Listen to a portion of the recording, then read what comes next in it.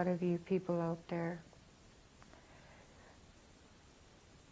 don't understand. But there is a need for the world to know about this, because the church is hiding and the government's hiding. There is a lot of people that died in those places. When the Lord your God brings you into the land you are entering to possess, and drives out before you many nations, and you have defeated them, then you must destroy them totally. Make no treaty with them, and show them no mercy. Do not allow any of them to live. This is what you are to do to them. Break down their altars, smash their sacred stones, cut down their trees, and burn them in the fire. For you are a people chosen by the Lord over all others on the face of the earth.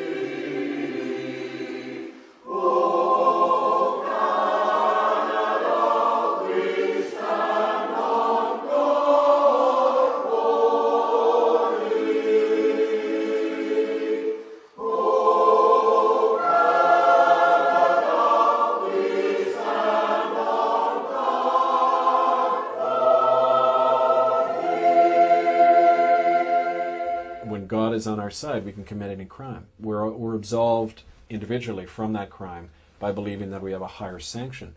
And that's the danger of religion, in that it allows people to do that. It allows them to kill without a shred of conscience.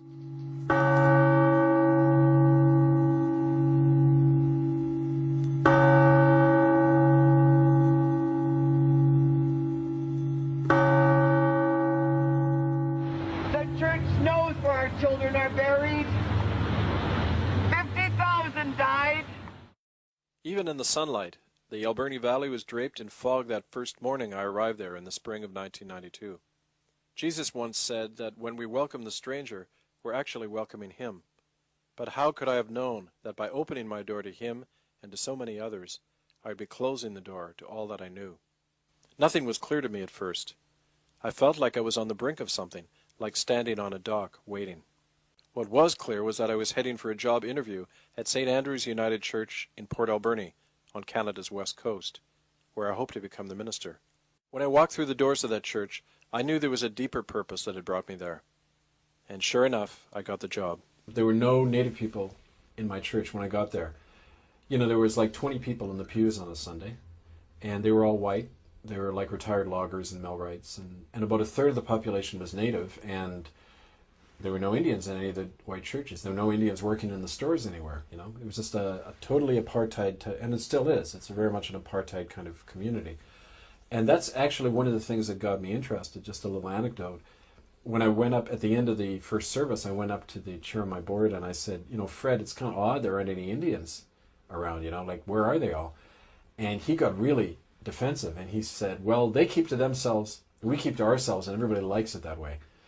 And so when I went out to I got called out to the local Seychat Reserve to conduct a wedding a few weeks later.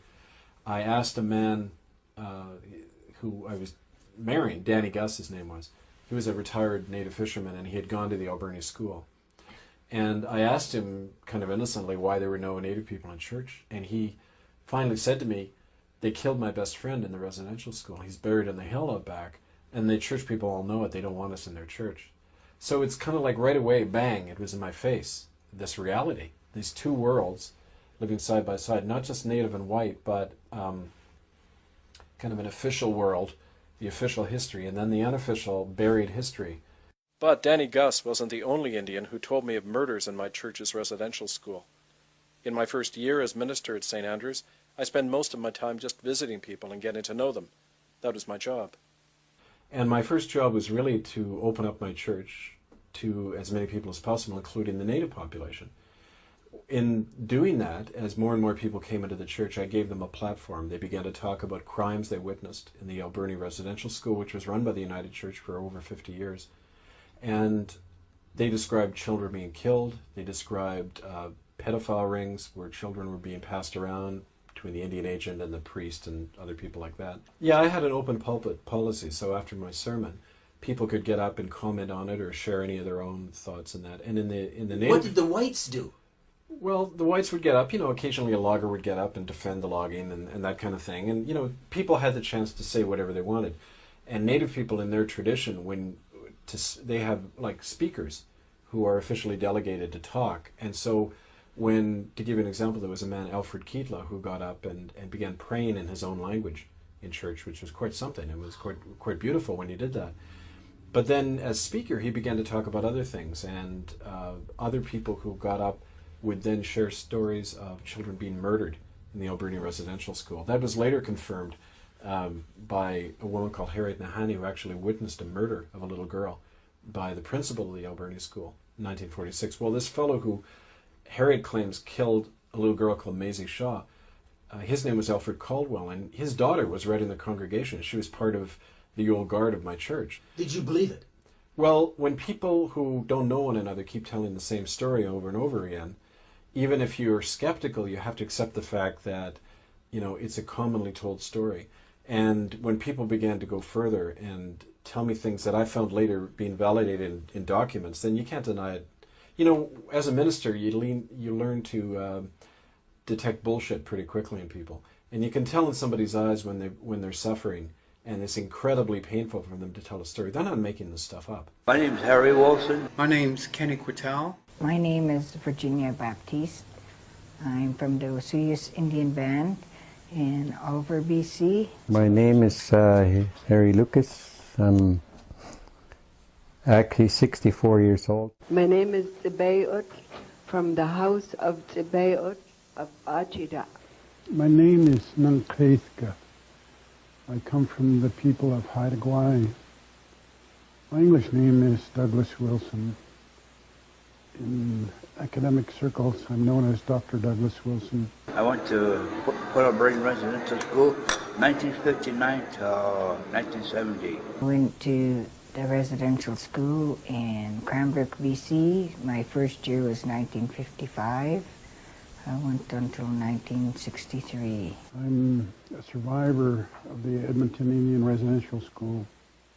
I was there from 1957 to 1961.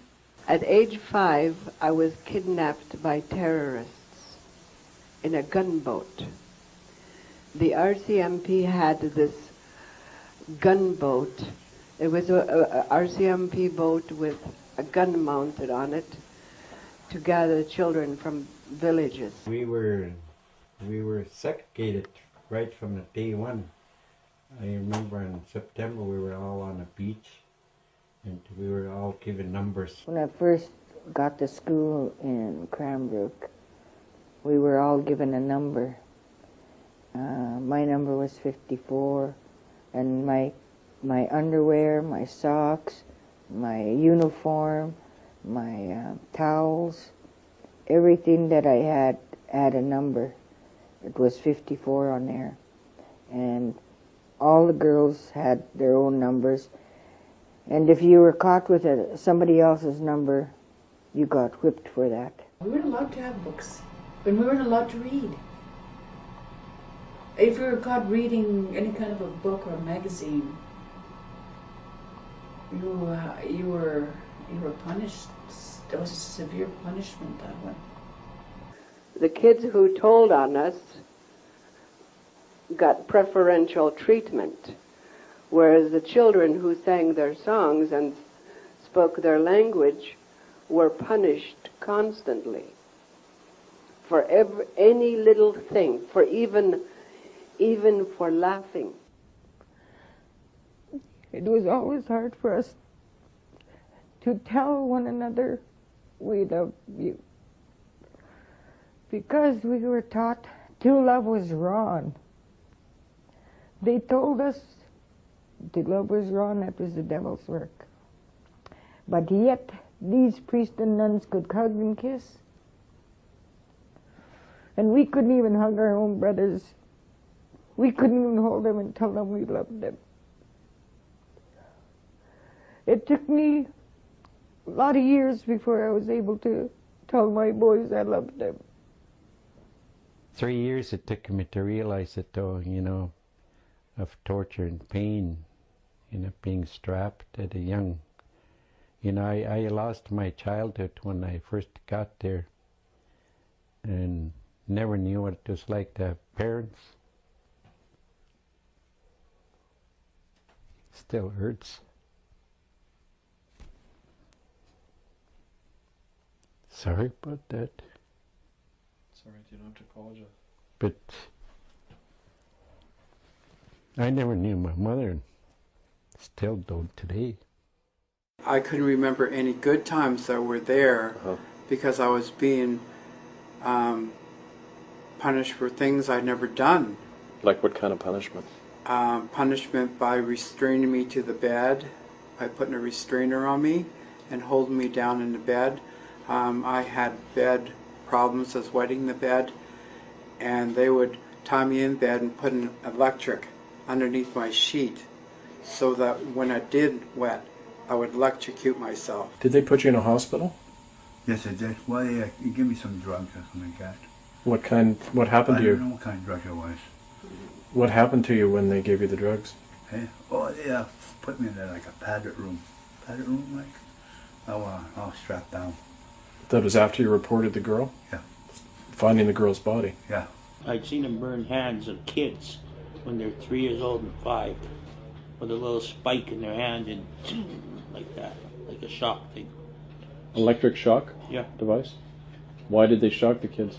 Because the kids wouldn't listen to the Catholic priests.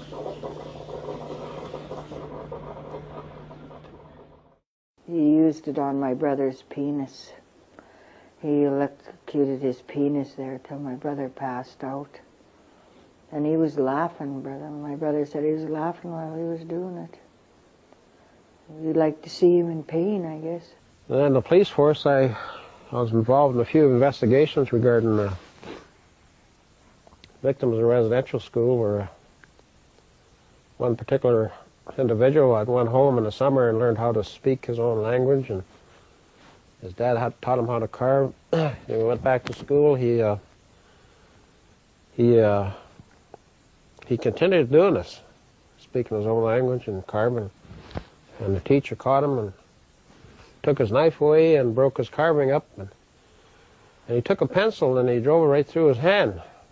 And you still see the scar where he drove the pencil right through his hand.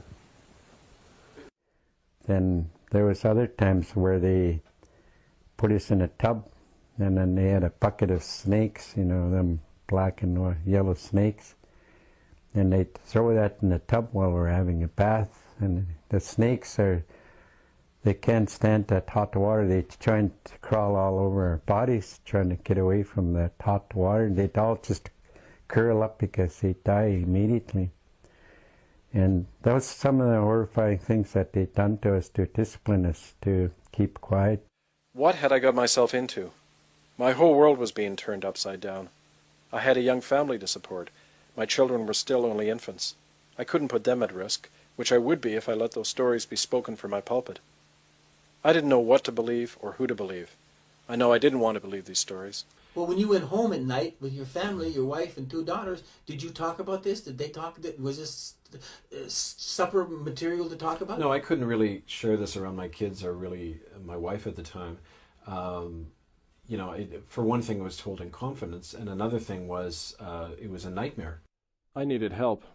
I turned to the people who I thought would understand and support me, my colleagues in the church. That was a mistake. From top to bottom, the church denied that any children had been harmed in the residential schools.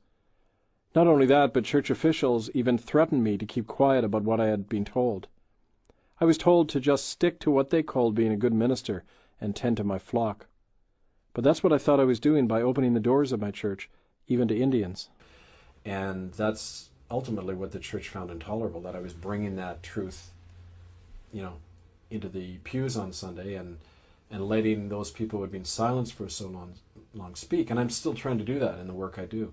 Well, didn't any of the church ministers sit down and sit with you and say, these are the rules and regulations, you're not to mess with the natives, and this is what happens? They weren't that blatant, but they were subtle warnings I got. There was a fellow, Bill Howie, who was head of the church. He was kind of like the regional rep for the United Church on Vancouver Island. And he came over to me after my first Presbytery meeting, which is where all the ministers get together a few times every year. And I made a comment at that meeting about how it was odd to me that there were no Native people in our churches and we should begin to look into the reason why. And Bill Howie came over and he sat down next to me, and with this big flashy smile, he said, you have a very promising career in the United Church and a young family to support. And if I were you, I'd be careful about comments and looking too much into the Native people. So did you get it? No, I mean, to me, that seemed very odd he would say that. And I didn't think, I was filled with illusions then. I thought, well, this is the Church of Christ. I mean, we're not going to stab each other in the back. I mean, I was very ignorant of our own history. There's an establishment within the United Church in Port Alberni that set out to destroy Kevin Annett. And they set out by contacting those members, which I call the cliques in Port Alberni, bring them together and discredit Kevin Annett at all costs. Because what they had to lose was the fear of course, financial retribution from the Aboriginal people, but also they didn't want to hear about murders, and they didn't want to hear about abuses that took place with the Aboriginal people because they felt that they'd had too much to lose. And let's face it, they would. Who would want to go to a church that abused Aboriginal kids, murdered Aboriginal kids? When these stories began to be told, you could see some of the older white people visibly wincing and getting very uptight. And I didn't know at the time what it was about. It wasn't until subsequently that I learned that there was literal skeletons in the closet of the United Church, and they certainly didn't want them to come out. I remember back in 1992 when Kevin first invited us, I got the impression from non-Aboriginal people that attended the service that this was all fine and dandy, but it's really made a lot of them feel uncomfortable, and I got that impression by talking to a lot of them. And in fact, one of the comments made by one of the churchgoers was that they couldn't understand why Kevin was reaching out to us, the Aboriginal people of the Alberni Valley. I understood why Kevin was doing it because there had been an alienation for a number of years, but I didn't know that the anti-Aboriginal congregation that existed there was so adamant that they didn't want anything to do with us. What kind of people didn't they like? Well, definitely not the poor. That one was obvious right off. Well, there's a lot of racial discrimination. Yeah, a lot of racial stuff. They didn't want natives in the church.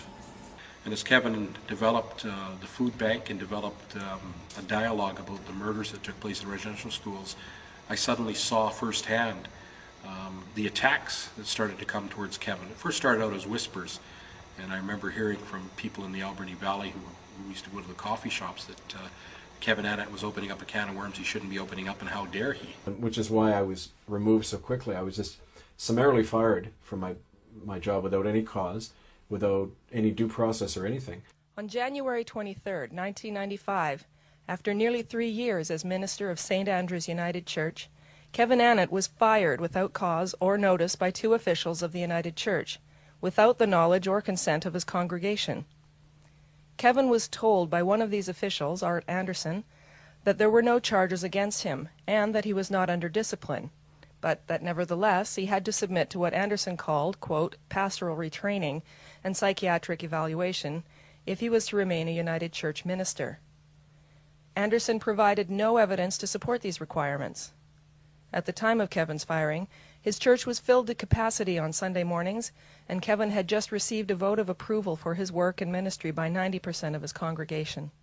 I had no idea that it would blow up in my life to the extent that it did. I was a total innocent walking into a minefield.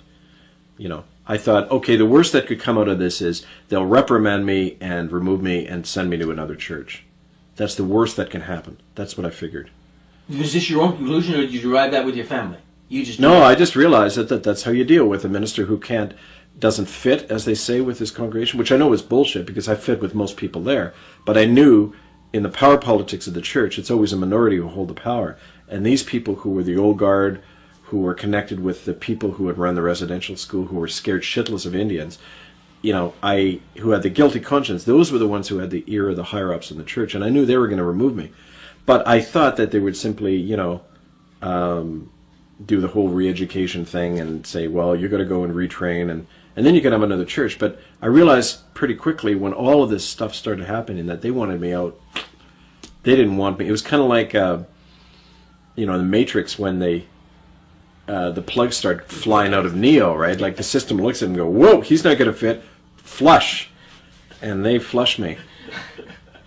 Kevin was a thorn in the side of the establishment, and one of the meetings that I was made aware of, it came up, well, if you want to really get rid of Kevin Annett, then what you do is you attack his wife and children. And how you attack the wife and children is you put a lot of pressure on them and say that the longer Kevin Annett continues with disclosing these murders and continuing working with the Aboriginal people, the harder it's going to be for you to feel socially acceptable in the community.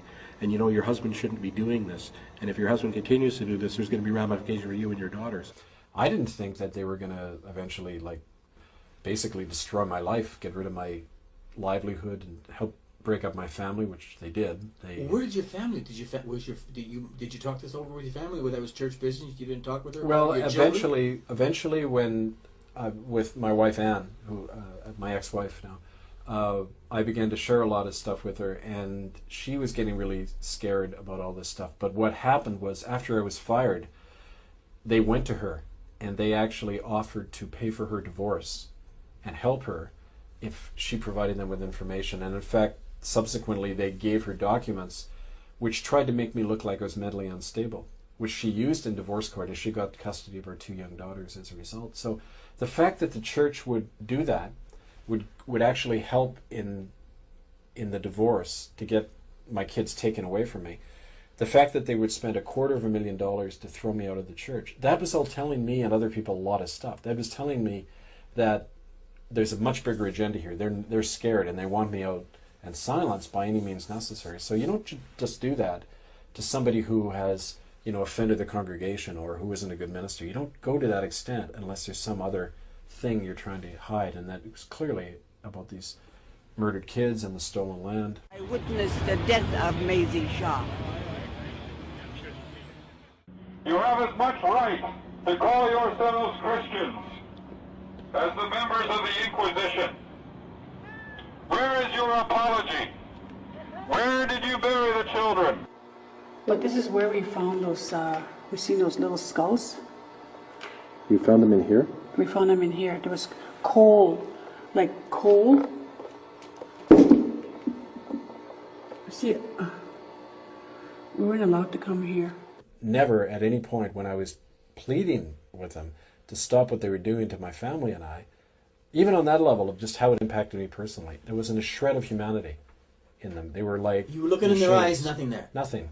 Absolutely nothing. So you know what? When that happened to me, I realized, up until then, like any of us, it's somewhat abstract. People tell you stories and you keep wondering, well, how could they do this?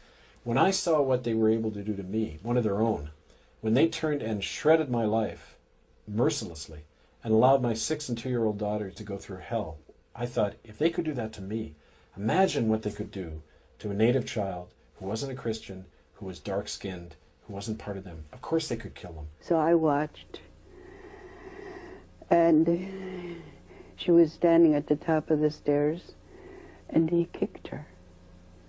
She went rolling downstairs. She ended up, she was laying like this. Her eyes were open, but she wasn't moving. She wasn't crying. So I see that all the time. Her name was Maggie. She was 2 years older than me. And she was murdered in there by a nun. Pushed out the window. Second story up, and she died. But nothing was done about it. We weren't allowed to see a lawyer or nothing. They just covered this up. Jenny wouldn't cry out, and then all of a sudden, this blood just spurted all over the place, and it was on her back, and a small part of her back here. It opened up. It opened up wide. And the blood came.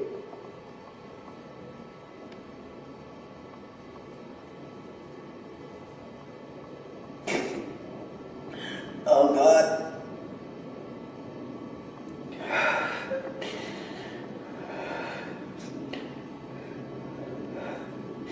This is the last time I ever saw my sister.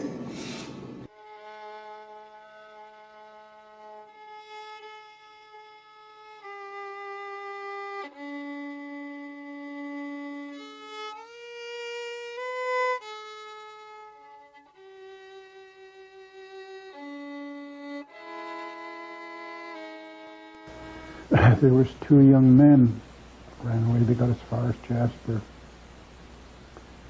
and they froze to death on the highway. And I know the exact spot that they died. It's just like all of us have that history. We know what happened to people. When I allowed a forum for that in my church, lots of stories were told, including a whole hidden history of how the church had been selling off native land to its corporate benefactors, including Macmillan Bloedel, a big logging company at the time.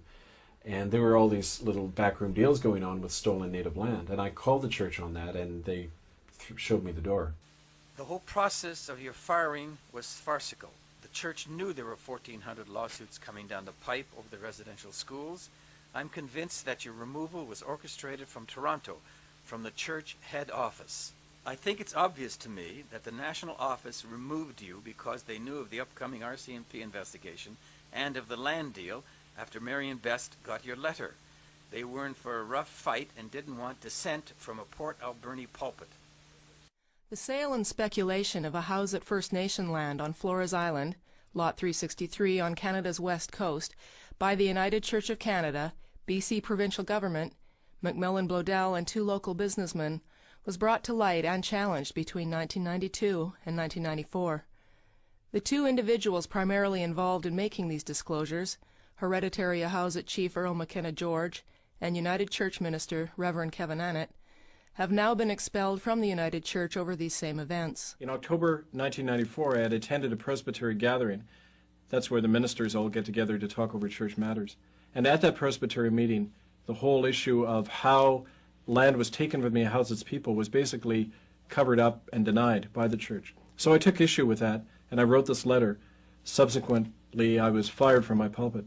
The letter is dated October 17, 1994, and it's addressed to the members of Comox Nanaimo Presbytery.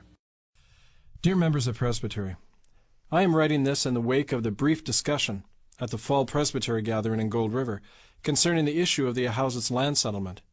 I am both deeply concerned about the response of Presbytery officials to this issue and the way in which this matter was dealt with at Presbytery. My perspective on this issue arises largely as a result of long and fruitful discussions with the Ahousaht's, including with several tribal elders. The issue seems to be one of violated trust on our part, rather than any legalistic or documentary problem, as Presbytery officials have suggested. In a nutshell, native land was given to the Presbyterian and then United Church solely for the education and spiritual upkeep of the Ahousaht's, in particular the young people. This land was subsequently sold by the church to a private white individual. Simple justice and decency requires that our church rectify our wrong by seeking the return of the said land to the Ahousaht's and by publicly admitting our mistake. This issue has been clouded over by our presbytery. Some officials have claimed that the Ahousaht's have created roadblocks to meeting or cannot produce appropriate legal documentation to show ownership of the land by the Ahousaht's. Sadly, these are precisely the words and accusations that a colonial system has directed against indigenous peoples ever since we took away their land.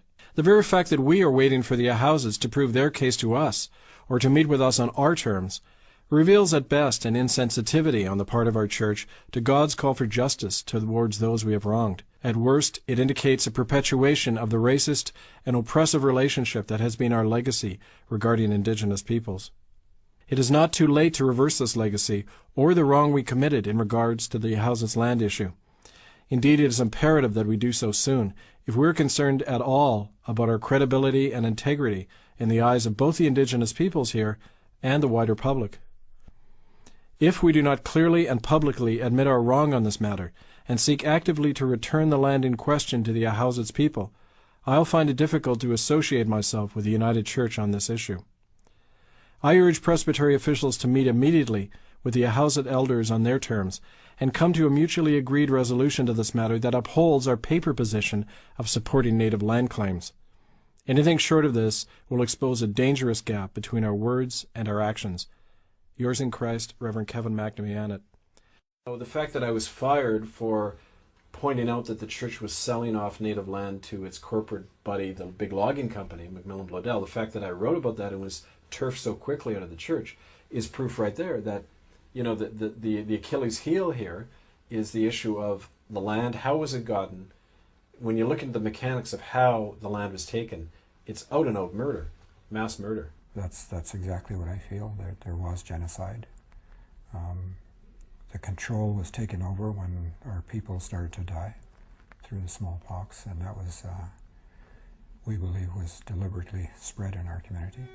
Smallpox was one of the most communicable diseases in human history and was responsible for the deaths of untold millions of Indigenous people around the world, even after a vaccine for this disease was discovered in England in the 18th century. In reality, smallpox was a chief weapon in the deliberate germ warfare waged by European powers against native peoples because of its brutal efficiency. Within 10 days of contracting the disease, the victim was dead. I'm a descendant of Samson PL. Samson PL was the original family that were here. And Samson and his brothers and his sisters were the last ones left when they came back after fishing and working wherever. They got back, all the family were dead from the smallpox epidemic. And they were floating all around the beach here and somewhere up by the creek over there. And they had to bury them all. There's been a study of a general called Geoffrey Amherst, and Amherst, Nova Scotia is named after him. He was a British general who conducted germ warfare against the Mi'kmaq Indians in Nova Scotia. And in the 1740s, he kept a journal of this. And he was so brazen, he didn't hesitate to record what he was doing in the journal. Again, because they didn't figure they'd ever have to answer to anybody since they were the law. And in it, he describes how they would go into hospitals where their own people had been dying of smallpox. And they took the blankets and he gave it to one of his subordinates, a major, who then took it out among the Mi'kmaq and the other Indians who were allied with the French, like the Huron and the Algonquin-speaking Indians in the eastern part of Canada. They were targeted. In fact, most of the Huron were exterminated by smallpox. So they were openly admitting that they were doing this. And all up and down Vancouver Island, you have stories of the same thing happening, although happening through the missionaries primarily, because they were the first ones into the area. Harriet describes in her village a little place called Claus near Port Renfrew on the west side of Vancouver Island. She says in the 1860s there was 3,400 people there. By the 1890s there were 44. So it had gone from over 3,000 people down to 40 some odd people. 98.5% of the population gone. And that was mostly from smallpox. And their people say that missionaries and British sailors had been dropping off these blankets to them that were laced with smallpox, and that's how so many people died. You don't get that many people dying, kind of accidentally. Somebody caught a cold one day. I mean, that isn't the way those things happen. It was germ warfare. Tuberculosis was another weapon in the arsenal of germ warfare used against native people in Canada. A fiercely communicable disease, spread quickly by air and contaminated food, tuberculosis was responsible for many of the deaths of children in Indian residential schools across Canada. According to government officials like Dr. Peter Bryce, residential school staff deliberately and regularly exposed healthy Indian children to tuberculosis by forcing them to sleep and play alongside children dying of the disease, and then denying them aid or treatment. It was this murderous practice that was responsible for an annual death rate in the residential schools of nearly 50%. We're in the same room with people who had TB. They didn't separate us. Then we were forced to play with them. The nuns made us play with those kids. We didn't want to get sick either, but they were forcing us to play with those kids. And also, they made some of them sleep with the other kids too. The interesting thing was at the University of British Columbia, where I began to study for a doctoral degree, I began to find these records from a report by a guy called Dr. Peter Bryce, he was head medical officer for Indian Affairs. And in 1907, he went on a tour of all the schools out here, like on the coast and in the prairies. And he found that he claims that over half the children were dying every year from tuberculosis. And specifically from a practice whereby healthy children were brought in and housed alongside children dying of tuberculosis. And then none of them were treated or helped in any way. They were left to die of this communicable disease. Why? Because they wanted to kill off at least half the children and wanted to cull the numbers down. And Dr. Bryce, I mean, this is not some flaming radical. He's an establishment doctor who's reporting back to his boss, the Duncan Campbell Scott, who is head of Indian Affairs. And he said in his report, the quote is, "I believe that conditions are being deliberately created to spread infectious diseases." So he was clear. Children were being deliberately murdered by a practice of contaminating them with TB. That practice was referred to consistently. It's now even talked about in some of the mainstream academic books about the residential schools. So it's gradually been accepted, although it was reported on the front page of the Ottawa Citizen as far back as 1907. This is from Schools Aid White Plague. This is a discussion of Dr. Bryce's report. It's from November 15th, 1907. About 100 years ago, they said the average death in the residential schools in the West was 69%. So over 2/3 of the kids die after 1 year in these schools.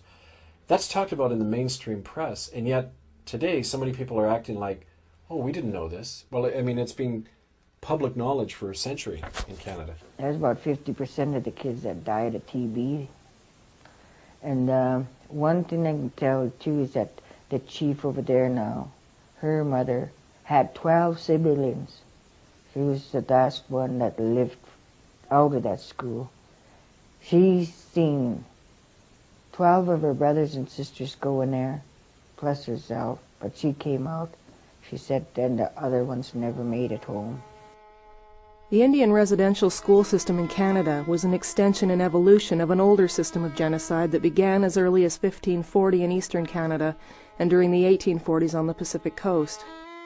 Its foundational purpose was the deliberate and systematic eradication of all indigenous populations that would not leave their lands and resources, abolish their own cultures and languages, and become Christians. That purpose has never wavered, but has assumed different forms and strategies over the centuries, adapted to the times and regions in which it played out as European conquest moved westward across the continent. European Christianity and its colonial empires were the plague. Residential schools were a refinement of that contagion. By the time that residential schools were firmly established across Canada, around 1900, the plague itself had exterminated most Aboriginal people, in a genocide whose details are still largely unrecorded and perhaps forgotten. Well, we can look at the evidence of genocide we can look at it and yet our mind not register the fact that it's proof of what we're talking about. This book is used in the university curriculum about residential schools. It has been for almost 10 years. And here's a picture of children with active tuberculosis sores. You see the bandages around their head. And the inscription says they have active, like open tubercular sores, and they're sitting here alongside healthy children. That was the practice described by Dr. Peter Bryce when he said they were being deliberately exposed to diseases. They weren't being quarantined. When you have tuberculosis, you're quarantined. You don't sit with healthy children. This is proof. This is proof of intent to commit genocide, this picture right here. Yet it's in a mainstream text. People look at it, and still to this day they say, there's no proof that we're trying to kill Native people. Well, the proof is right there in that picture.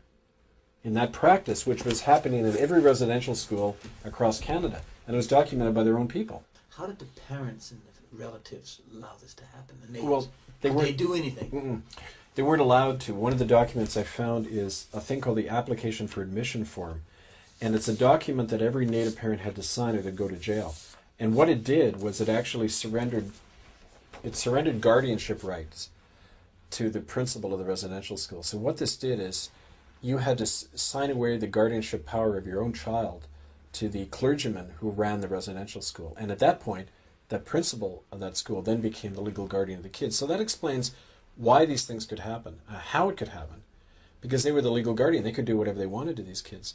I remember when I released this to the press in 1997, we were holding a press conference and 2 officials of the United Church snuck into my briefcase and stole these documents. We got that on film, actually. But they were very worried that this stuff was coming out, and because it proved, that they were culpable and liable. And as a result, in 1998, the Supreme Court Justice Hogarth here in BC ruled that the United Church and the government were equally liable 50-50 for what happened in the residential schools. I was angry at my mother for years till I met her. And then she told me she was forced to. It was in the Indian Act. The cops came there and they were going to take us, or she'd go to jail, be fined, or all 3. And that's in the Indian Act too, it is. It's in the Indian Act. The Indian Act of Canada is race-based legislation that legally separates Indigenous people into a separate and inferior class of citizenship under the control of one man, the Federal Minister of Indian Affairs. The Indian Act allows Aboriginal people to be expelled from their homes on reserve lands, arbitrarily jailed, subjected to involuntary medical treatment, and denied the right to elect their own leaders. Under the Indian Act, Native people are legal wards of the Canadian state in perpetuity, having the same status as children or the mentally incompetent. This racist legislation has remained essentially unchanged since it was first enacted in 1876. Its philosophy and regulations were drafted under the guidance of the Roman Catholic and Anglican churches through the Bagot Commission created by the Vatican in 1845. The Government of Canada enacted the recommendations of this commission in 1857 when it passed the Gradual Civilization Act. This legislation forced Indigenous people to surrender their land and identity and denied them any future title to their land, which was now owned entirely by the Crown. That's what genocide is when you look at its definition. It's 2 steps. The fellow who coined the term, Raphael Lemkin, who helped draft the UN Convention on Genocide, he had a simple definition of genocide. Phase 1 is you eliminate the original pattern of a particular targeted group. You wipe out their language, their culture, you take them off their land.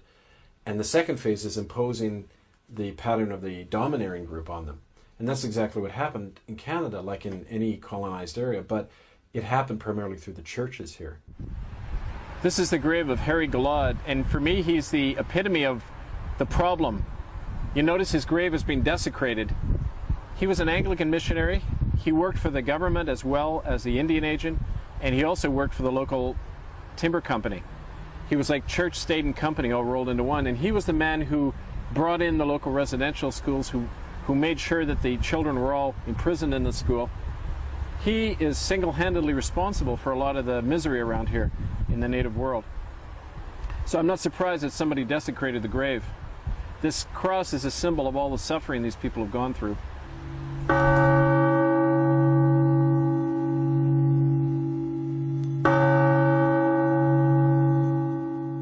Before you entered the ministry, you did not buy in what the church was doing. What did you think the church was doing?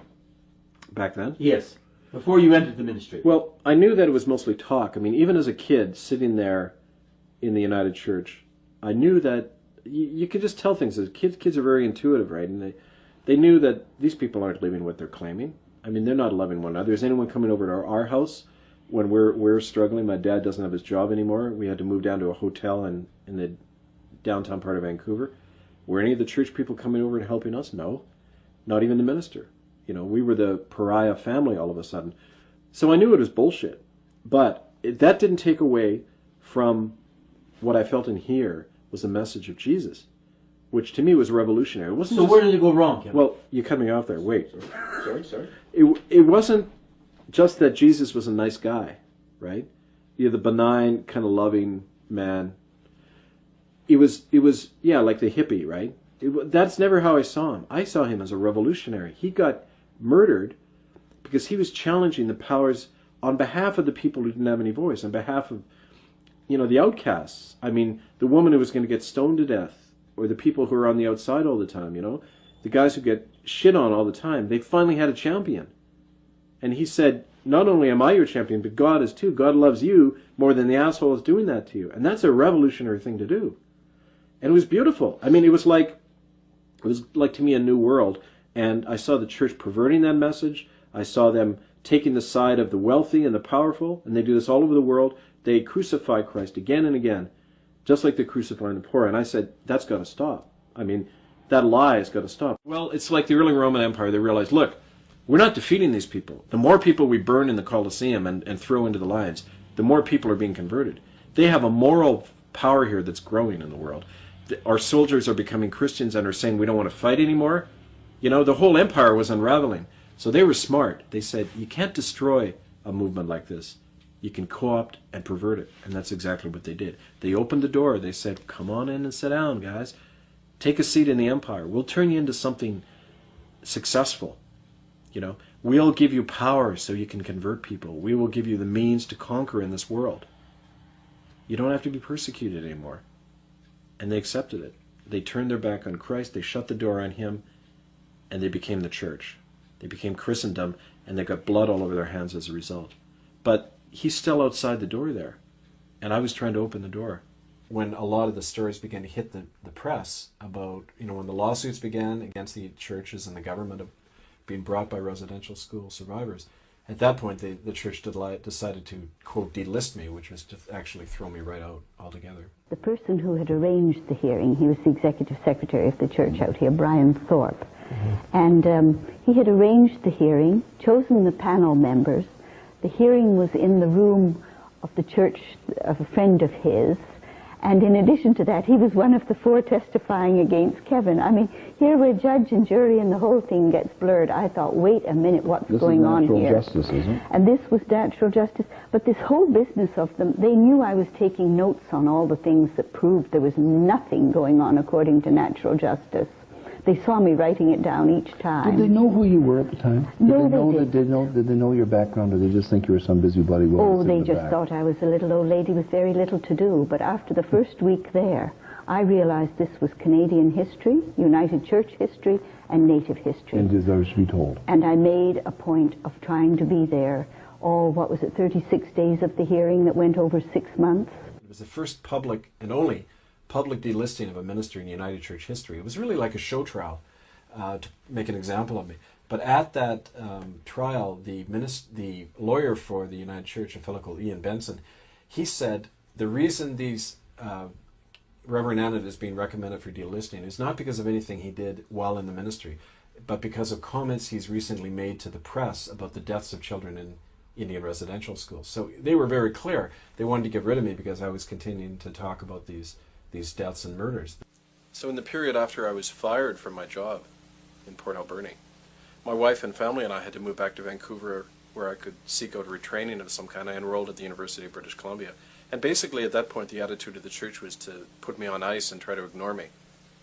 And it wasn't until February 1996 that they suddenly revived their demand that I be expelled from the church altogether. And interestingly enough, they did that 2 days after it was publicly announced that the first lawsuits would begin against the United Church and the federal government brought by survivors of the Alberni residential school. A lot of these plaintiffs that were suing the United Church had been in my congregation. I had been working with them, providing them information. Obviously the church wanted at that point to just expel me from the church altogether. The purpose of the hearing was a total railroading and a processing to get somebody who had far too much information for his own good out of there. He'd stepped on big toes. He'd stepped on moneyed toes. And the whole thing was to get Kevin Annett out of there. So sure enough, that same year in 1996, the United Church decides to go ahead and defrock me as a minister. I think the antiseptic term they used was delist. And in so doing, they spent over $250,000 tossing me out of the church. Something I found pretty repugnant, because that previous year, the church had told me that they couldn't come up with about $1,000 a month to feed the over 300 hungry families that we're providing food for through our Loaves and Fishes food bank in Port Alberni. And yet here's suddenly $250,000 to get rid of one whistleblower. Also, the two men who had originally arranged my firing from Port Alberni, John Jessamine, the lawyer for the United Church, and Brian Thorpe, the chief executive officer in BC for the church. These are the two guys who are not only responsible for my appeal, but for setting up the panel that's going to decide whether I'm going to remain a minister or not. So the whole thing from start to finish was a complete travesty of justice. It was terrible. At moments, I really wondered if I were in Guatemala or Mexico, rather than this quiet, late summer afternoon in this church in downtown Vancouver. I couldn't believe the things I was hearing. The whole thing, I mean, I just remember, for example, that Kevin Annett had a great number of unsolicited letters of commendation for his work and his ministry. And he had always made his ministry a tough ministry, a challenging ministry. And I think that all these letters had come in, and not one of them was allowed to be read. I believe Mr. Jessamine said, people here can read for themselves, these letters don't need to be read. But isn't it interesting that at the end of that hearing, Mr. Jessamine didn't have the same philosophy at all? Because when they solicited letters against Kevin Annett, and we know this from a person who phoned in from Manitoba, when they solicited these letters, all of those were read and put on the record. You know, for centuries, people have had three basic rights under common law. Those are, the first is the right to no charges being brought against you. The second, the right to face your accusers. And the third, the right to a trial before your own peers. Now, all three of those rights, called natural law, were totally denied me by that proceeding that threw me out of the United Church altogether as a minister. To give you an example of that, I was never told what the charges were against me. They repeatedly said, there are no charges against you. I asked to face my accusers. I said, who are the people who brought these concerns to you about my ministry? They refused to tell me who they were. And finally, when I'm appearing before that delisting panel, they weren't in any way my peers. They weren't people who I knew. They were three hand-picked individuals who were actually friends and associates of one of the men who had me fired, Brian Thorpe. I feel it will remain a very black mark against the United Church of Canada. It was a very disgusting type of procedure. I would call it a witch hunt. It was a question in my mind as to why a church would be carrying out such an activity, why they would be spending the money. I mean, there are many aspects to this. I think probably the important one is an attempt to simply break down a personality, and why they should be wanting to do this. Reverend Annett was someone who had the trust of the natives, of those underprivileged. And it seemed to me that the church should have been making use of him. Finally, one of the most absurd things is, right at the very beginning of the proceedings, we asked the panel, what are the grounds for defrocking a minister in the United Church? We have to know that in order to mount some kind of defense, to show that, in fact, I am a credible minister. Molly Williams, who was head of the panel, said, in front of all of us, she said, there are no grounds for delisting a minister. We will decide what those grounds are at the end of the hearing. So by doing that, there was no way I could mount a defense, because I didn't even know what the terms of the whole hearing were. I mainly took down notes of things where events in that hearing did not conform to the laws of natural justice. In the first place, there was no charge. There never was a charge through the whole hearing. Now, the church people have lied about it since and said there was a charge. There absolutely wasn't. If they want to look at the church records, there was no charge. They kept saying there is no charge. We only want to see if Reverend Annett is suitable for ministry or not. The charges never even got made up. The first I saw of them was late March with a letter that came out in the Courier where suddenly I saw charges listed against Kevin Annett. I mean, this is the kind of nonsense that went on, but very dangerous and very hurtful nonsense. The people who I counted on as who would stand by me, they all ran for the hills. I mean, people in the churches, it was kind of like, I call it the leper complex. They know to give you a wide berth, because if they get close to you, it might happen to them too. So I was pretty much ostracized. And speaking of South African apartheid, it's like being a banned person. You know, in South Africa, when you were banned, you couldn't meet with more than 2 people. Your name couldn't be mentioned in the press, etc. That's basically the situation I'm in. The media won't cover my stuff. There's all this story out there about how Kevin Annett is crazy and trying to bring down the church and blah, blah, blah. And that's so that the people in the wider society never have to look at what I'm talking about, look at the evidence, because it's a way of keeping that evidence delegitimated, you know, and it works. I can't believe what went on there. And, you know, I think that Jack Bell said it all. He just couldn't stand to watch it. It was obvious that you had stepped on some pretty big toes and that you were going to be slaughtered for it. On March 7th, 1997, Kevin Annett was permanently expelled from United Church Ministry, despite the failure of church officials to offer any evidence that he was unsuitable for that calling. His expulsion was final and could not be appealed. The same day, Kevin was issued a legal writ by church lawyers that tried to prevent him from speaking about his delisting trial or any issue involving Native people and stolen Indigenous land. Kevin ignored this gag order and continued to speak out publicly about his firing without cause and expulsion without due process from the church responsible for the deaths of so many innocent children. Historically, it was interesting how everything was coinciding, because as I got thrown out of the church, the first lawsuits were being brought against the church and the government by the survivors of residential schools. This would have been in early 1996. And right at the same time, kind of like the attitude was, well, you know, you got tossed out of the church, you must have done something right, kind of from the point of view of Native people. And they began to, you know, the trust level went way up because I wasn't part of that institution anymore.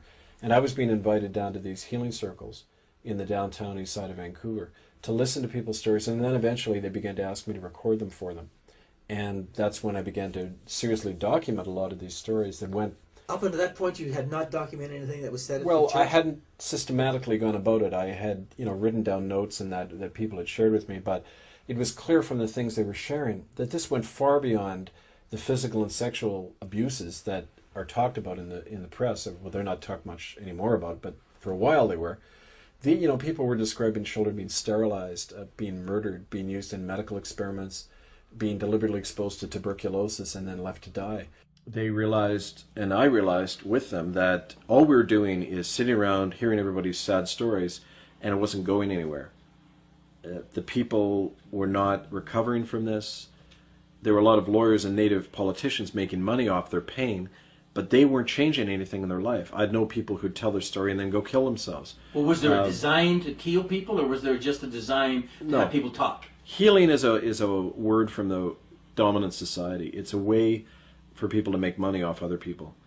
People don't heal from this. That's the reality. The first thing to realize is that never going to get over this, because it's not only so traumatic, but it's so systematic in the culture. You can't heal as a Native person. The whole society is arranged against you. What you can do is to tell the truth. And I realized that about myself. I was never going to recover from this. I'm never going to be allowed into the academic world. I'm not going to be allowed to have a job anywhere in Canada. And they actually threatened me with that. There was a guy called Art Anderson who was personnel officer for the United Church who had removed me. He had come in the day and handed me the letter that fired me. And he told Bruce Gunn, my friend, United Church clergyman up in a house, he said, 6 months after I was fired, he met him at a conference and he said, Bruce, if you have any pull with Kevin, you better tell him that he'll never work in this province again unless he plays ball. And sure enough, you know, that was an idle threat. They blocked my PhD at UBC. Every time I went to apply for work, they had been spoken to, you know, the prospective employer. That happened a few times. There was a systematic campaign. So I knew that, like with the Native people, I was never going to get over this. But what I could do, just like them, I could tell the truth. And that was our power, just telling the truth. And that's what we began to do. Okay, we got to do more than just talk about our pain. We got to ask the bigger question, why did it happen and who did it? And why did they do it, right? So we said the way to do this is to hold a big inquiry. And we started inviting Aboriginal groups from around the world and this United Nations group, IRAM, to come in. And that's what happened in the summer of 1998 in Vancouver. I organized a lot of the survivors to come and give testimony at this. And at that tribunal, anything you could ever imagine that went on in a Nazi death camp was described. There was a group of people from the Cooper Island Catholic school who described being part of a medical experiment in 1939 when German-speaking doctors were injecting them in their chests with these chemicals that was killing them. I'm 100% sure that we're used as guinea pigs in these local hospitals for some unknown reason. were lugged off to the hospital. I can remember that. And I know it wasn't for dentistry. I know I wasn't sick. I read Kevin Annett's document starting about 6 months ago, and it helped me understand how come my memory was so vague. In reading parts of it, they talked about shock treatment. In my last year there, the spring of 1961, I was taken from the school to Charles Camsell Indian Hospital, and from Charles Camsell Indian Hospital to Ponoka Mental Institute. I don't know if I was there a week or 2 weeks, but I have vague memories of it, but the memory that flashed back for me is laying on this table and stuff in my head, and then these flashing lights just continually. They had put needles in my head and had hooked them up electrically and would zap me. At that time, my arms were put in a chair and locked in so I couldn't move. And my head was put on a brace in the back so I could not, I was like this, I couldn't move. And I can't tell you how long they had done it. All I remember is that I still, to this day, I still get a, you know, like my brain will still have that kind of a kick from it, right? Right. And they had done a lot of bad things by putting medications in the food while I was in the dark room, bringing the food in, and you had to eat it, and if you didn't eat it, then if you threw it up into a bag, they'd put it on the plate again and make you eat it. I also went to the tribunal that was held, and although I've been with Amnesty since 1961, I had to walk out of that tribunal as the sobbing went on around me, and the gulping for air, and the crying of the natives as they told their stories. And I couldn't imagine, you know, Canadian men, policemen, fathers and grandfathers going in and taking children out of the arms of native parents and putting them on a gunboat and taking them to these schools like Port Alberni. That all came out at that tribunal. I thought, my goodness, how could they take little 5- and 6-year-olds? And as a grandparent myself with a little 5-year-old, how dependent he is on family.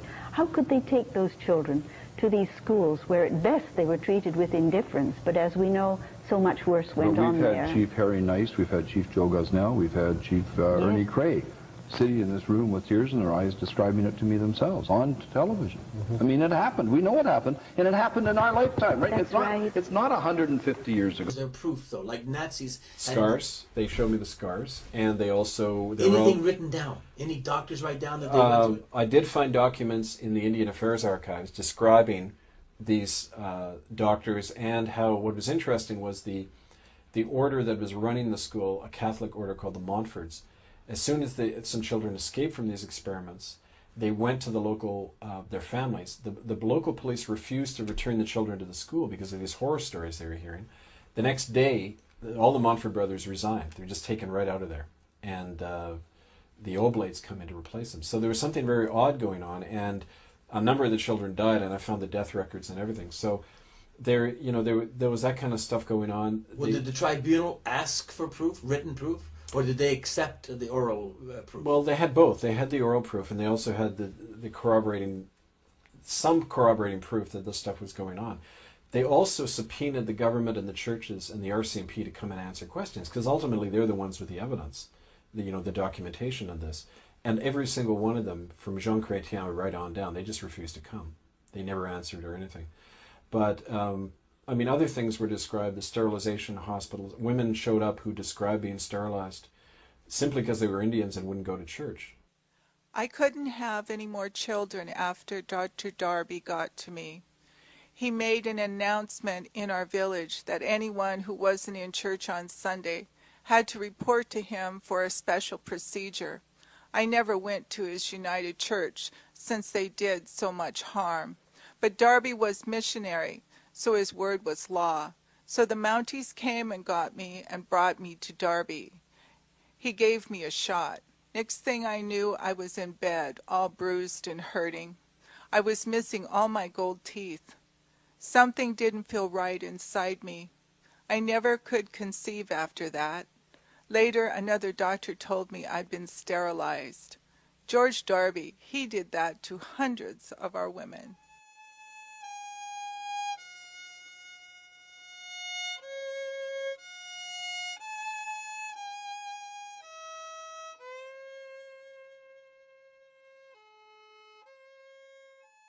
As part of the eugenics movement that swept the world after the 1920s, laws to allow the sterilization of Aboriginal men, women, and children were passed across Canada under pressure from both Catholic and Protestant churches, in Alberta in 1928 and in British Columbia in 1933.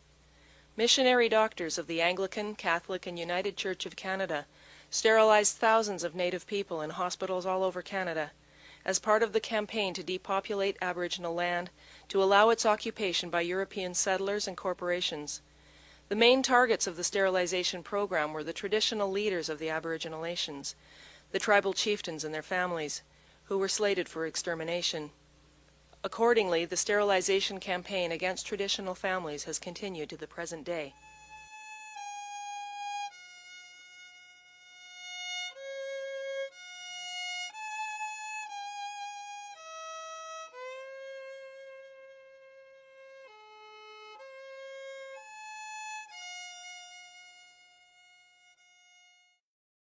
Dr. James Goodbrand sterilized many of our women. In 1952, when he heard I was going to marry a traditional chief, Goodbrand kept saying to me, "If you marry Freddie, I'll have to do an operation on you." That scared me, and I tried to see another doctor, but the Indian agent wouldn't let me. So when I gave birth to my daughter, it was Goodbrand who delivered her. After the birth, I hurt really bad and I kept bleeding. Then I learned that my tubes had been tied. He must have done it to me after the delivery when I was still unconscious. I heard Goodbrand say he was getting paid $300 by the government for every Indian woman he sterilized. Were there any white people that gave testimony as to this happening? There was a couple of staff members from the Alberta school who gave testimony, Caucasian staff members, and they confirmed everything and more than what the people were saying. So what was the results? What did the tribunal do? Well, the result of the tribunal was they sent a report to the United Nations to Mary Robinson was High Commissioner for Human Rights in Geneva at the UN office there, and they sent a report to her. I sent 14 hours of videotape plus all of the documentation and affidavits and everything to her office. We never heard a thing, never got back to us. And a couple of years later, I learned that it was because of pressure that Canada brought to bear at the UN to keep this issue under the wraps, basically. How could Canada do that? You mean Canada can influence the United Nations? Well, it has a lot of pull. For example, at the time, the General Secretary's assistant was a woman, Denise Frechette, who was a career civil servant from the Department of National Defense in Ottawa, and she was the one at the UN setting the agenda of all these different divisions and committees at the UN. So it would have been easy for her and others to keep this off the agenda. As an arm of the Canadian government, the United Church of Canada has led this attack against Kevin Annett and his work, with the active support of covert operatives of the Royal Canadian Mounted Police. Cooperation between the RCMP and United Church in this silencing campaign against Kevin Annett began as early as June 4, 1996, when church official John Siebert wrote to Sergeant Paul Wilms of the RCMP's E Division in Vancouver to share confidential information about Kevin, after he had spoken out in the media about the deaths of children in United Church Indian residential schools. That same month, Sergeant Wilms used this information to confront and threaten Kevin if he did not stop making public allegations of murders in residential schools. When Kevin refused to stop investigating residential school crimes, this joint harassment campaign against him by the United Church and the RCMP intensified. Between 1997 and 1998, church officials sabotaged Kevin's doctoral program of studies at the University of British Columbia by blocking funding for him, which forced Kevin to withdraw from the program.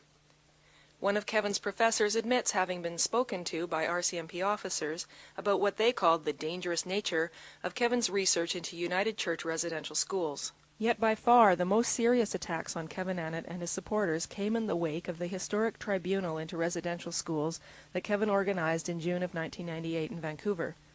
His success in bringing United Nations observers to this event to hear residential school survivors' testimonies caused the government to directly subvert and destroy Kevin's work. Naturally, it was sabotaged. And when you get big enough, it's kind of like being a germ in a system. You know, you get big enough and the antibodies attack you, and that's what happened.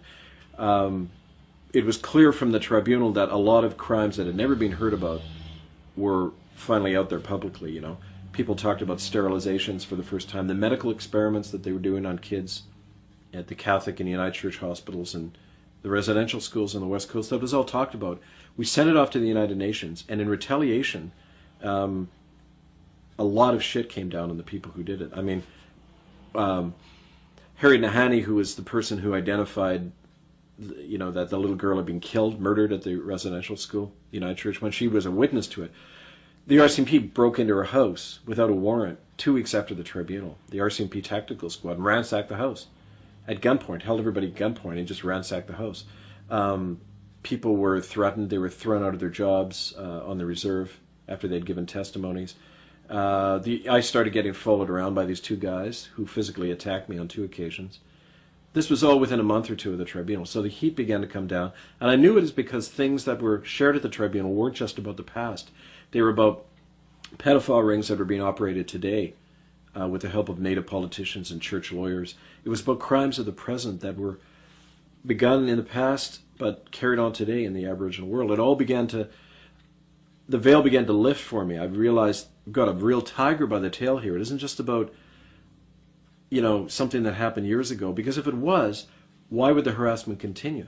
I mean, the stuff in the past has been resolved. They've bought off the witnesses. They've paid off people with court settlements. So why did they continue then? They continued the harassment because this is about stuff today. This is about how Native people are still being exploited, how Native children are still being used, how land is still being stolen by multinational corporations, and how the Native politicians are important to this whole thing. And so they don't want the truth of the residential schools brought out because they themselves are implicated in these crimes. When they were kids, they were the enforcers. They were the ones who helped abuse and control their fellow students. So they don't want that coming out, and I began to learn that after the tribunal. And like I say, the proof was in the pudding. We were shut down. The results of the tribunal were never acted on by the UN. The media imposed a blackout on the whole issue. I was completely isolated. In the year after the tribunal, it felt like a wall was falling down around me. But was it? Yes, these cage doors were just closing on me, bang, bang, bang. The media wouldn't talk to me anymore. My letters weren't printed. People stopped talking to me. The Native chiefs wouldn't have anything to do with me. It was just absolute shutdown on every front. So, why did you continue? Well, I didn't really want to at first. It felt like this is pointless. I'm up against the state. I'm up against, you know, the church, multinationals, their Native accomplices. I mean, who the hell is going to support me? The Natives don't want to because they're too scared for their life. The whites don't want to because they see me as a traitor. So I didn't feel I could proceed, but there was something, my mind was telling me that, but there was something inside me that was very stubborn and said, you have to keep going.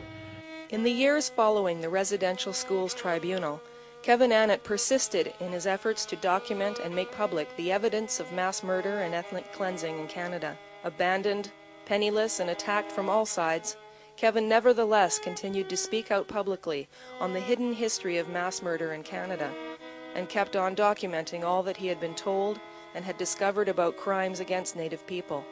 But Kevin's crowning achievement came in early 2001, when he finally published the accumulated testimonies and documents about atrocities in Canadian Indian residential schools, in a book entitled Hidden from History, The Canadian Holocaust.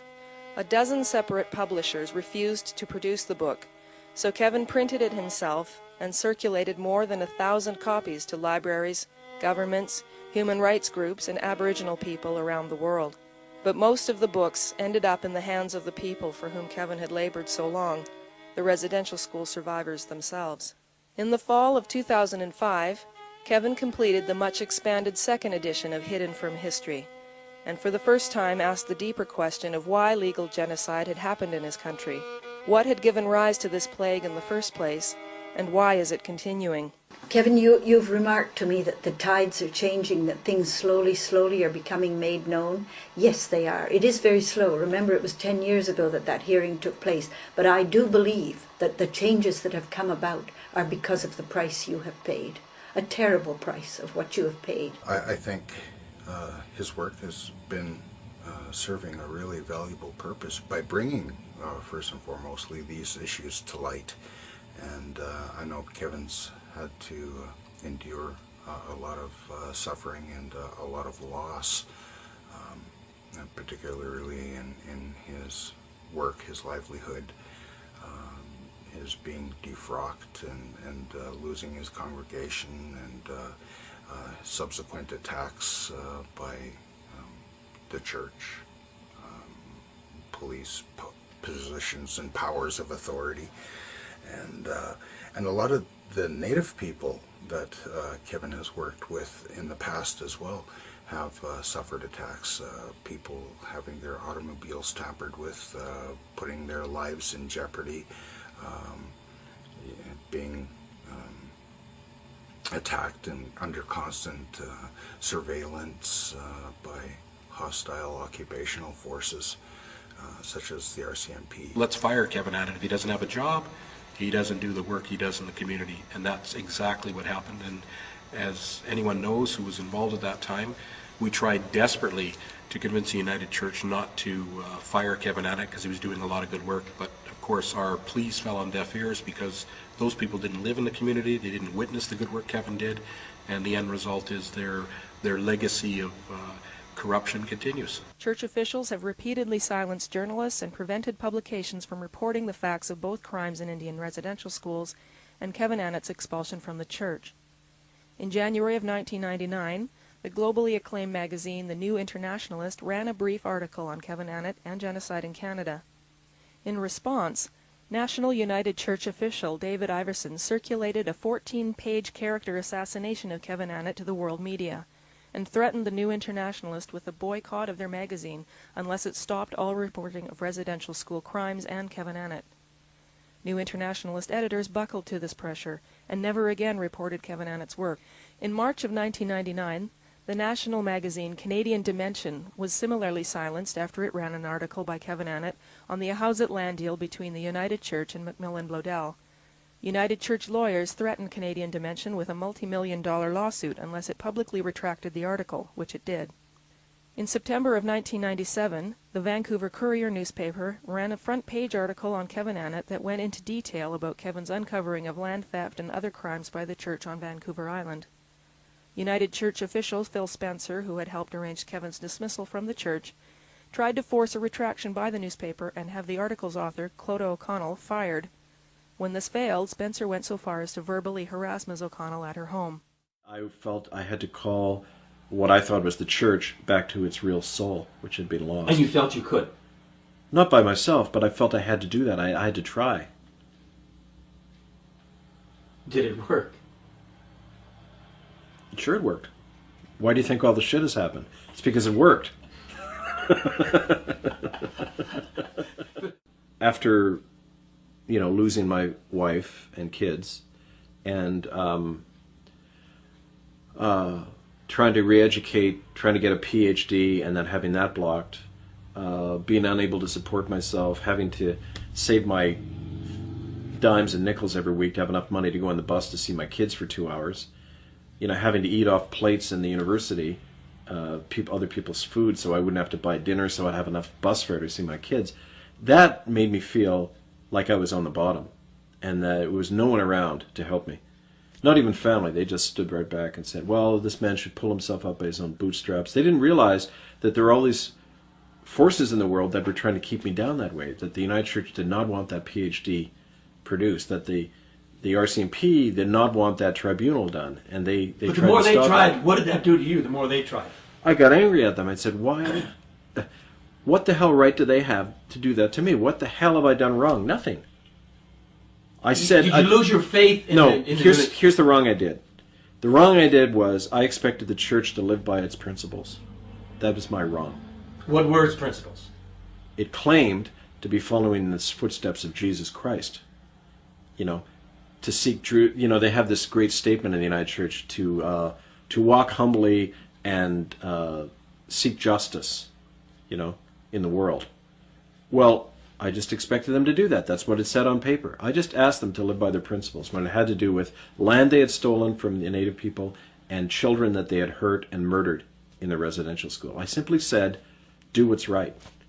And I was told time and again that it was wrong for me to have done that. You knew that it happened before. You were well read. You realized that the last 200 years, 2,000 years that happened. Yeah, but I was complicit in it. I was part of the culture that did it, and I was blind to it. You know, raised in that condition of affluence, I had an idea. I remember thinking when I was in my 20s, oh yeah, native people, yeah, they've been put down. I had kind of a vague idea that they were on the outs and they had been attacked and murdered en masse and all that, but it didn't enter my life at all. I mean, it didn't really, the only contact I'd ever had with native people was when I was 15.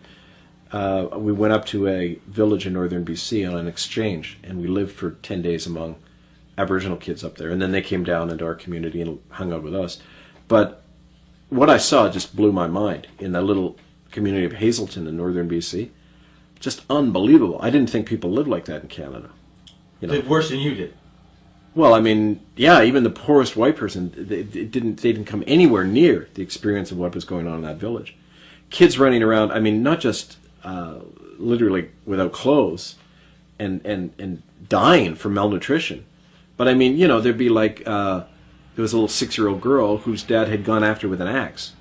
You know, she was carrying a mark around on her head because her dad had whacked at her while she was drunk. And that was just accepted. Like, I mean, oh yeah, well, it wasn't considered there was anything wrong with that. And I thought, well, these people, I think I was scared by that. You know, and so when I got older, I thought, well, Native people are kind of an oddity. I don't really want to understand them too much. I mean, that was all going on in me. But then I realized I had to. The more I began to work with them, I had to understand. And what did you come to understand? Well, it didn't come right away. It came over time. What came?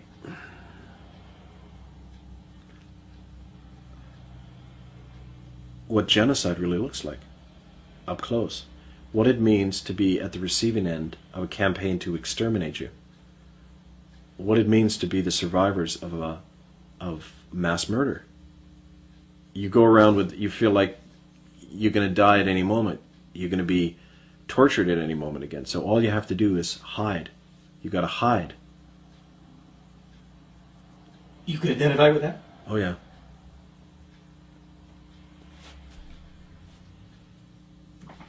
I still have nightmares about snakes and all the kind of things that happened to me in school, and very difficult, you know. Sometimes I tried ending my life many times because I just couldn't stand the pain that I was going through. He took each of us in there one by one, and he had us bend over, and he had Vaseline with him. He did that to each of us 3 times, I remember that. To satisfy himself, to enjoy himself on little kids.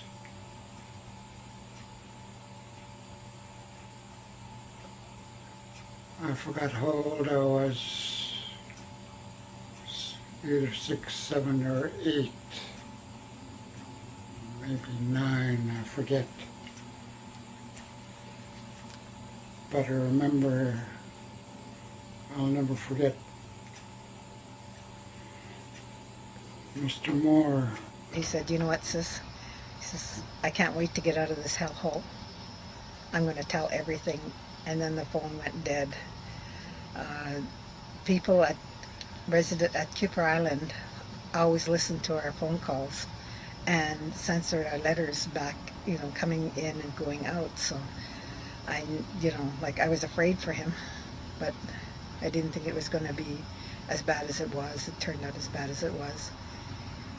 2 days later, we got a phone call saying that he hung himself. He committed suicide. But I'd never, ever believed in my heart that he'd ever do that.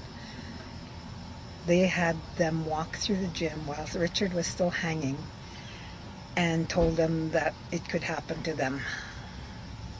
My brother died because of a cattle prod, of a shock of the cattle prod.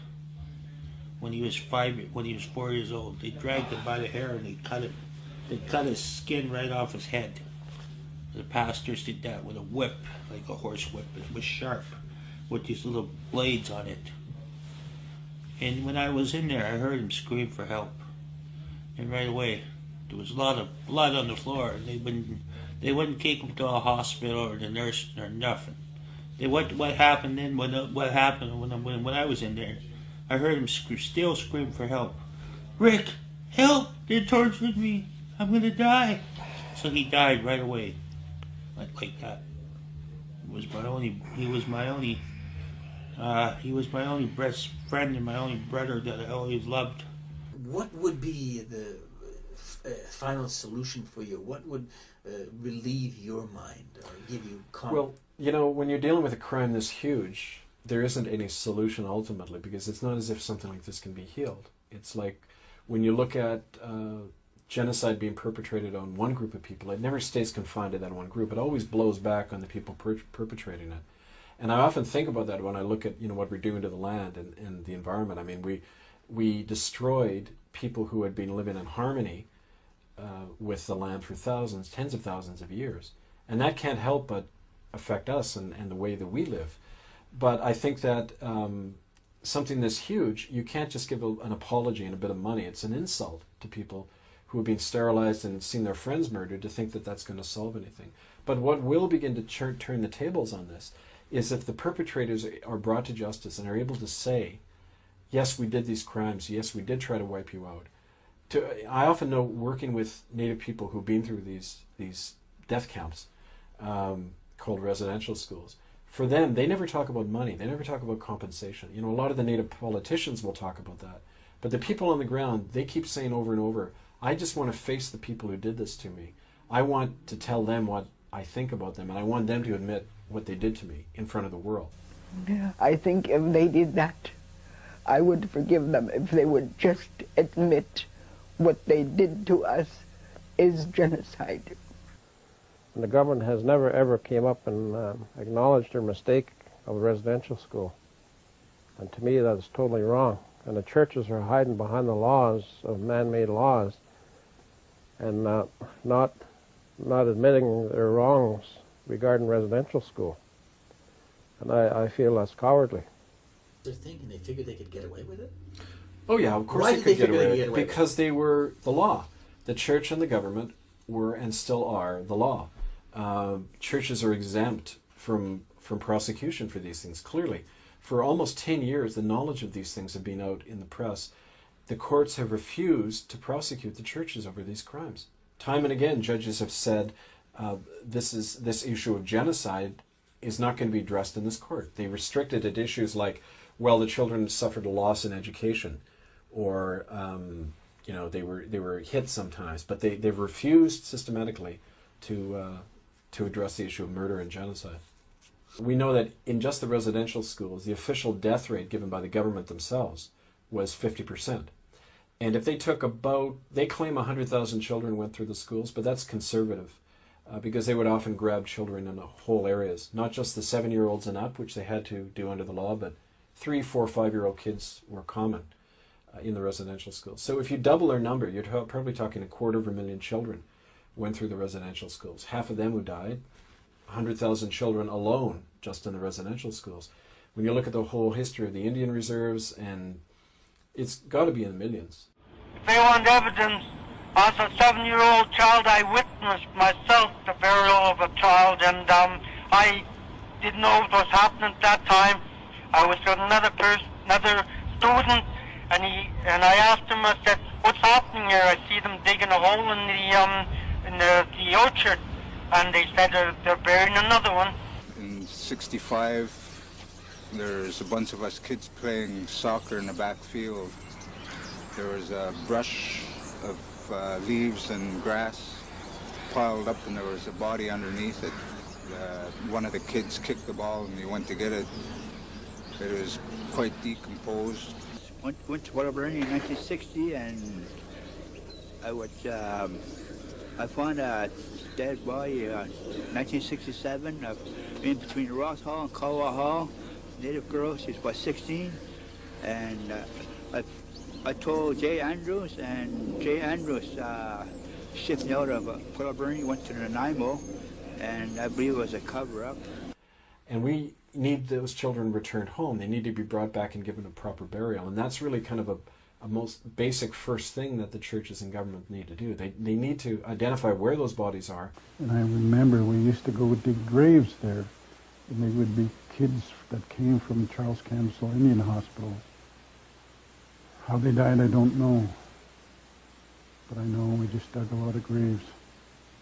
There was a lot of Eskimo babies buried in that burial ground, which was behind the principal's house. Just on the other side of the staff garden. There was 4 of us that dug the grave. Myself, my brother Larry, Mel Patsy, and Albert Cardinal. When my mom was younger, her and a friend were instructed to go throw away this thing that was wrapped in a newspaper, and they were told not to look into it, but they didn't listen. They unwrapped it, and it was a fetus. One particular incident was where a nun sexually abused, sexually abused a young boy, and as a result, the nun became pregnant and gave birth to a baby, and after it gave birth to the baby, this was one incident that they killed the baby, and they had the young fella dig a grave for the baby. Another incident was a lady witnessed a nun in Cranbrook where they gave a baby and had her participate in drowning the baby in the bucket of water, you know. And now it's become a cornerstone of some building in Cranbrook. I would say that one of the biggest things that we're asking for right now is that where are those children buried, and how can we get them home? Is there any difference between what happened with Nazi Germany and what's happened over here? The key now is to get a lot of the stories and the documentation out into the mainstream through these kinds of documentaries, and just keeping the international pressure on Canada. I think, for example, organizing an international boycott of Canadian goods, maybe a boycott of the 2010 Olympics, something like that. That's the kind of thing that's going to bring international pressure on Canada. I think that's the only way this stuff is ever going to come out, because the contradiction here is that the very institutions that committed these crimes are still in power. They're all legitimate, they're protected by the law, the government, the churches, the RCMP. These are mainstream institutions, and they're not going to prosecute themselves over this. They're going to have to be brought to some kind of international court of justice. Is there one human that could be responsible for that, could be taken to court? Yeah, any of the the fiduciary officers of these organizations, the Prime Minister of Canada, the heads of the United Church, the Catholic Church, the Anglican Church, the superintendent of the RCMP, they're all just as culpable under the Nuremberg laws. Those precedents that say heads of state are just as liable for the actions of murder as are the soldiers who pull the trigger. Well, it isn't just the people in the residential schools that are liable for this, but these officials in the churches and government, which is probably why they've put so much energy into denying this stuff, smearing and assassinating the character of people like me who are trying to bring out the truth about this, and intimidating Native eyewitnesses, using their own chiefs often to do that. Who's going to listen? Who's going to stand up? Any court case in this country of ours, minimum we need is $80,000 to $800,000 to start a court case. And how many lawyers in this country of ours that's going to stand up and fight for our just rights? There ain't any. How many Indian lawyers we got have yet seen one to step up to the plate to take the fight all the way?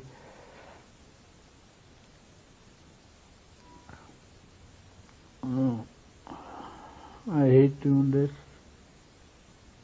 You hear a lot about money, you don't hear about the actual deaths of children, and this is the issue we want to bring out now that's being systematically buried by the government and churches of Canada. It's being buried by the court process, which is accompanied by a gag order. If you're a Native person and you go through the courts, one of the things that is imposed on you is a gag order, so that you can't actually talk about the terms of your settlement or your story. And yet being able to tell one's story is essential to one's healing, and to being able to turn the tables, if you like, of shame. It isn't Aboriginal people who should be carrying the shame anymore. It's we, the culture that did it, who have to start carrying that cross. Right on, right on. So one of the ways we can do that is simply by telling the truth and forcing the truth out of institutions like this one. They have to come out from behind their lawyers and their money and their power. It's hard to not hear the voices, not hear the cries, not hear, like they're haunting. And I pray that those little spirits that are captured in here like that in pain, that they be released. I open that window on purpose, to be released out of here, you know. We've lost thousands upon thousands of children through suicide, not natural death, suicide. We find them every day of the week. We find them down in the city of Vancouver. You know, the city of Vancouver is just a small part of what goes on across Canada and the United States, because we have a lot of our First Nations people dying on the streets of Seattle. Because before the Europeans landed, our people traveled back and forth, and so they had relatives down there. And so we had, like in Vancouver, for instance, you have between 45 to 60,000 Native people living in the city of Vancouver. And you're probably finding pretty close to 90% of them are dying on the streets, you know, of drug abuse, not alcohol, drug abuse. How do I know that? Because I sit on the board down there with the Native Liaison Society that's attached to the Vancouver City Police.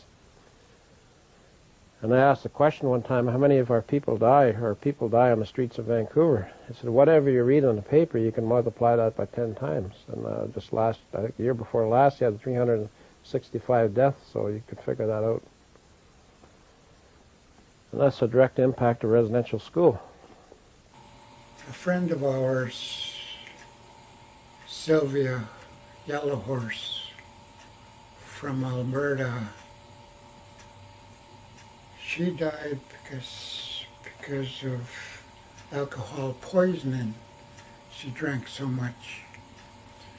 So I believe that she was one of the kids that was abused by one of the staff members, or a few of the staff members. Oh, this really hurts.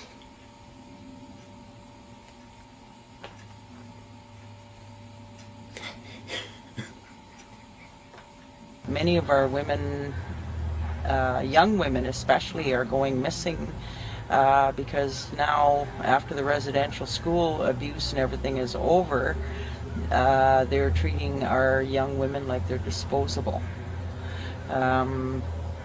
Nobody seems to care when they do go missing. As far as they're concerned, it's just another dead Indian. Right now, in the downtown east side, Aboriginal people are the ones that are getting HIV. They're the ones that are getting hepatitis C. We're suffering the most from this, and we just got to stop it somehow. The only way we can stop it is by trying to get people to care, right? If you had to do it all over again, Kevin, would you do it again? Yes, absolutely, because I wouldn't have been able to live with myself if I had have known these things and done what I was told, which was to keep quiet about it, because, you know, you're an accessory to a crime under the law if you do that, for one thing. Why don't Canadians have courage, Kevin? Why don't Canadians speak out? Why don't they ask questions? I don't know. Why are things thrown at us that we just accept? The native people on the coast even have a name for whites, the Mamachni, the ghost people, the ones without substance, you know.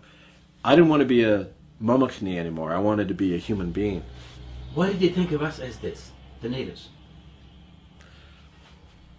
What did they see in us that we didn't see? They saw what we had lost. I think of what we lost. You know, think of what happened in Europe. You know what happened in Europe over centuries. Same kind of trauma they went in here. The religious wars, the famines, the Black Death, the persecutions, the torture, the witch hunts, the mass murder of millions of people, throwing my ancestors off their land, all of the shit that happened here happened there. And so we're all trauma victims, you know. Those of us who come over here, we not only haven't faced our trauma when we came here, but we had lost something. Look what you've done to the First Nation people. You have killed their kids. You have abused their mind. You have abused their bodies. Physically and spiritually, you have abused us. Not only the land, you have raped the land, you have polluted the land, you have polluted the minds of the Native people, the kids. You've raped the kids, you killed the kids. You look at indigenous people and say, well, why would we despoil our river? Why would we grab more land than we need? Why would there be poor people in our midst and rich people? That doesn't make any sense. I mean, no society can survive living like that, and yet it's the virtue in our society to operate like that. So we're crazy. I mean, we have become completely insane. And it comes out of that, you know, that terrible alliance that happened when you had this notion that a religion called Christendom was superior to all others and had to conquer the world, combined with the vested interest of a merchant class that wanted to conquer the world for its own profit, armed with this religion. Krishnamurti, who was a Hindu writer, he said a beautiful thing, and that's why I think, I don't believe in religions, I believe the spirit is shared by people all over.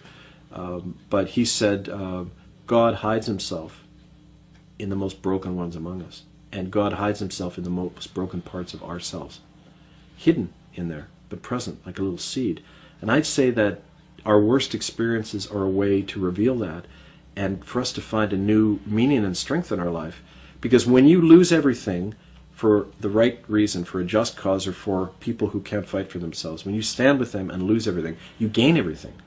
You lose the false things in your life that we're so wedded to.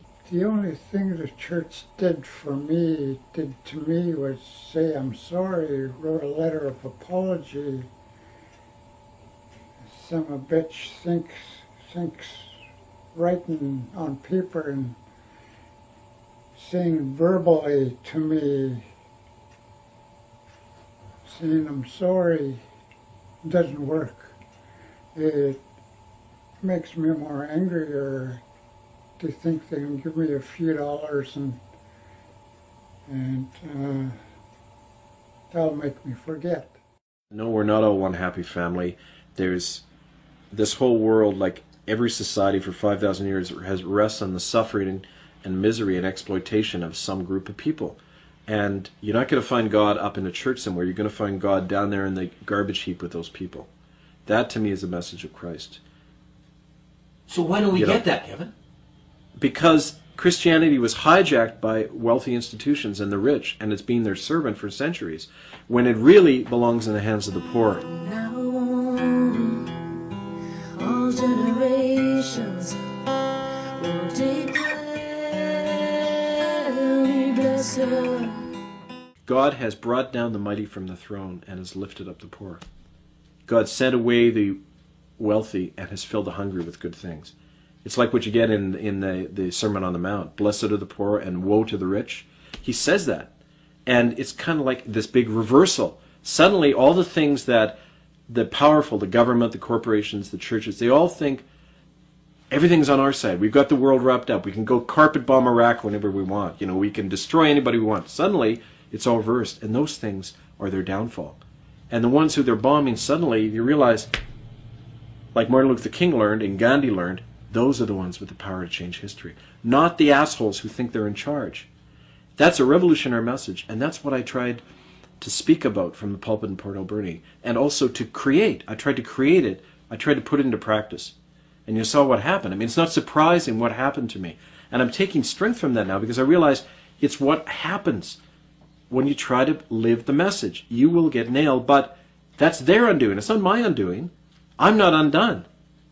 They're undoing themselves. That's the victory.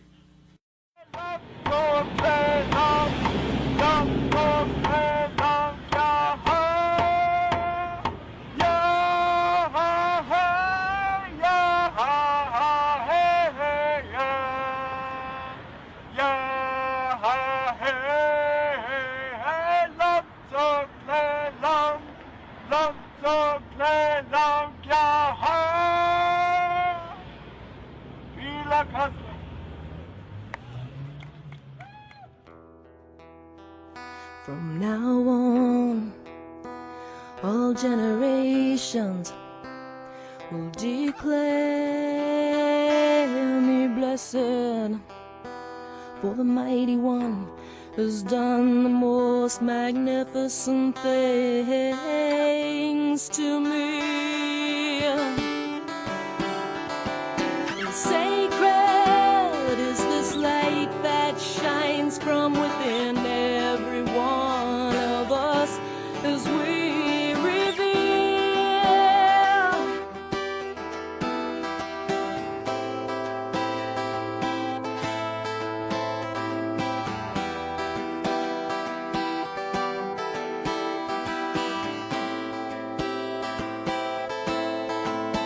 And it struck mightily with such great force, it uprooted and scattered the proud of their core, and then pulled down dictators from their thrones, and then stood up and walked with the lowest of the low, honoring them before all others.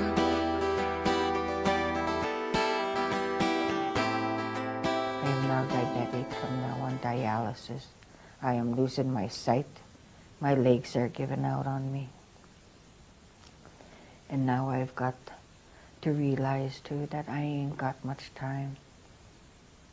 I know that. But I want to give my love to my sons for what days I got left, because they gotta know that I do love them.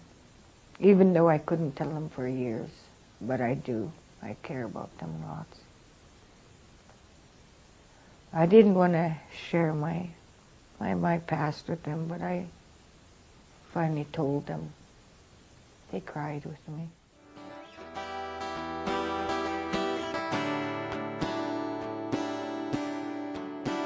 And fed the hungry with good things, put the wealth beyond empty, and sent them away. Hey, hey.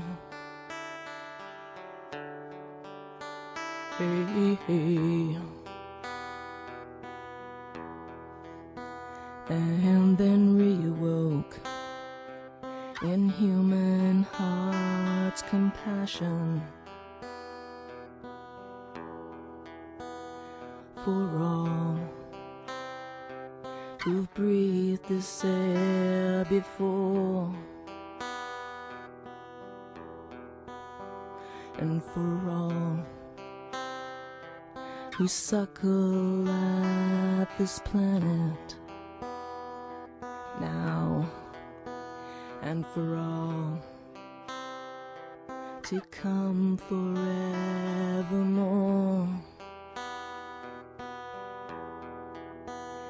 For all to come forevermore.